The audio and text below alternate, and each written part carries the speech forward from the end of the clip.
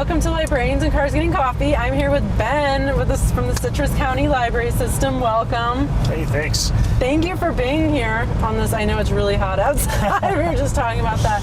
So anyway, tell us what you do at Citrus County.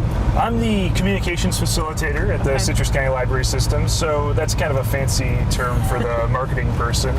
I do a little bit of everything, I feel like, but I write some press releases for the newspaper. I work on our social media account, help with the website a little bit, do some graphic design, do some writing, do some recording, just try to get the word out about our programming and different things that we do.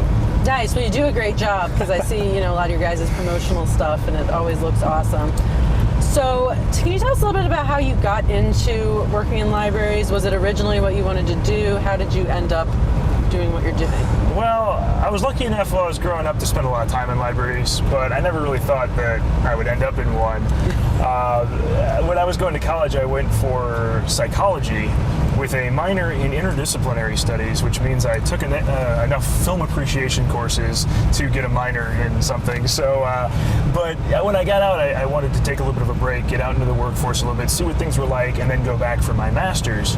I ended up working for a local home for developmentally disabled adults for a little while, and they were great. It was a lot of fun, but I was working the midnight shift. I was working from like 10 at night till about 8 in the morning. Oh my God. Not a lot of social interaction, so that was kind of killing me after a while. And it was a little bit, depressing. And so I ended up applying for a library aide position over in Homosassa, and it was a sweet gig because it had benefits at the time. So after a year of being part-time, you could get benefits. And when you first get out of school, you have to have a job to get a job, it seems like. So I was starting on the part-time ladder.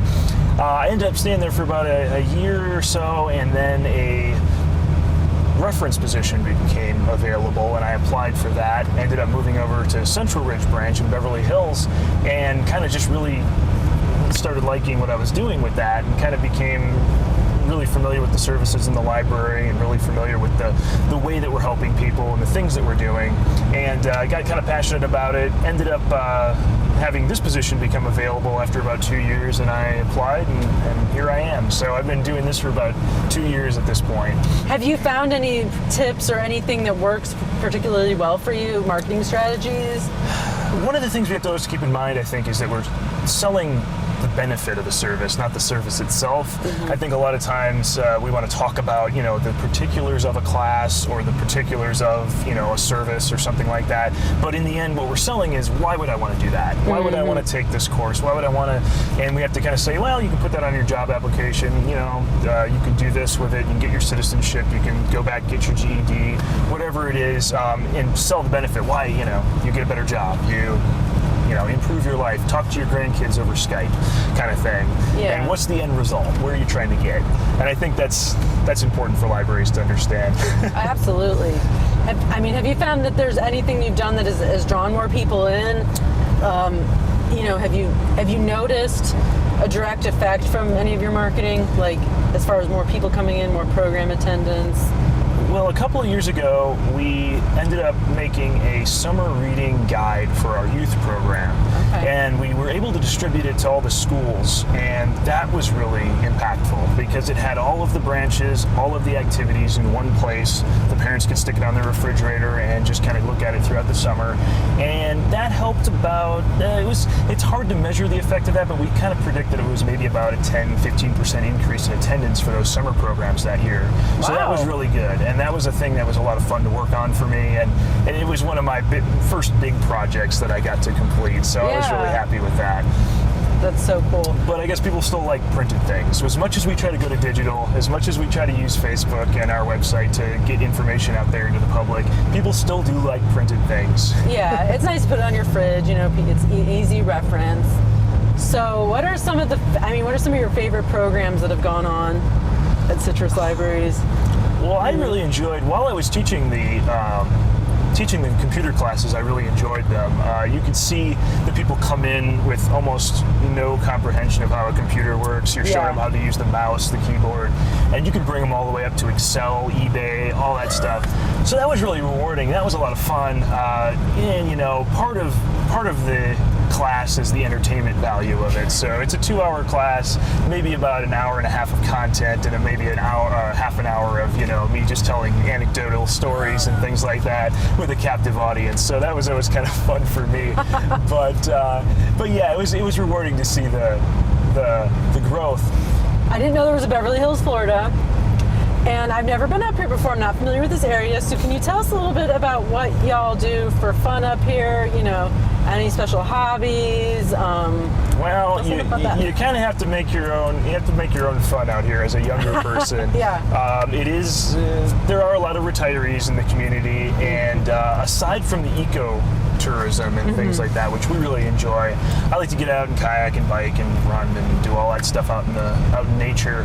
But we also kind of nerded up a little bit. Me and my friends like to play a lot of video games. I like to play a lot of tabletop games. But I also have a group of guys that we all homebrew together. We homebrew beer, which is a lot of fun. And it's interesting. In Florida, it's hot. You have to do it outside, but it's rewarding in the end because you get to experiment and make some new brews. Yeah.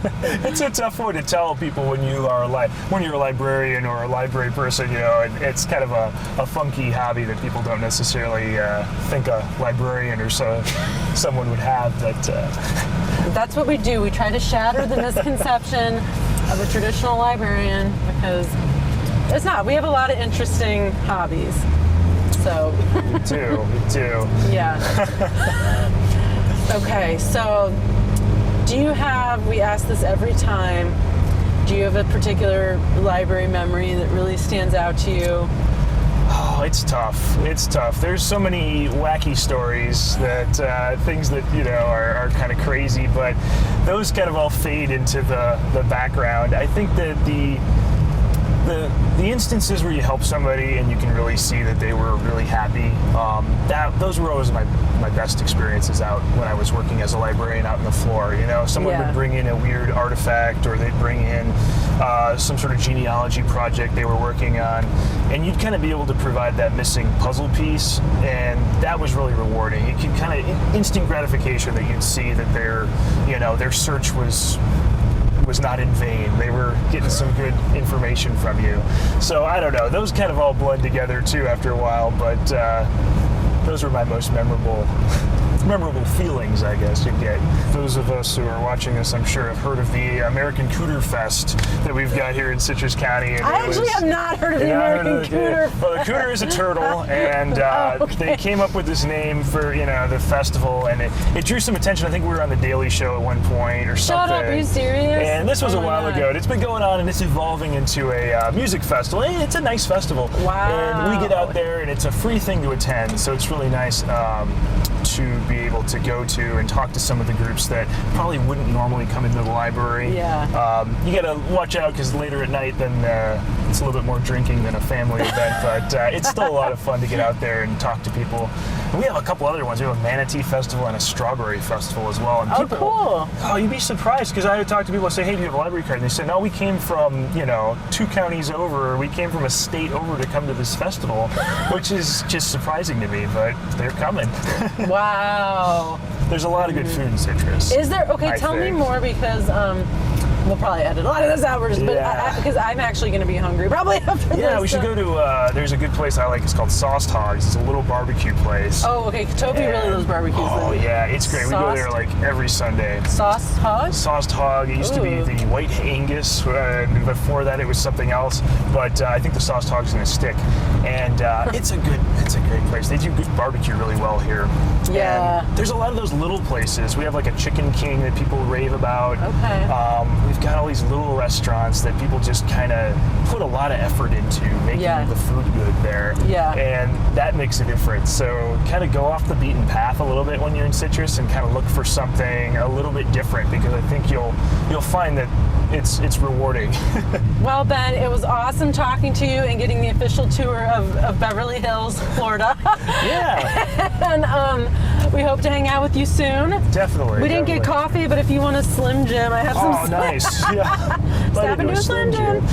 And we might go get barbecue because Citrus is known for some good barbecue joints. So. Definitely. Yeah. Well, thanks All for right. having me. Thank you, and we will see you soon. Are you on all the socials or just Facebook? Yeah, check us out on Facebook. Okay. We're trying to get our Twitter a little bit more robust, and we're not very good at keeping up on it, but we're going to try, and just keep an eye out for us.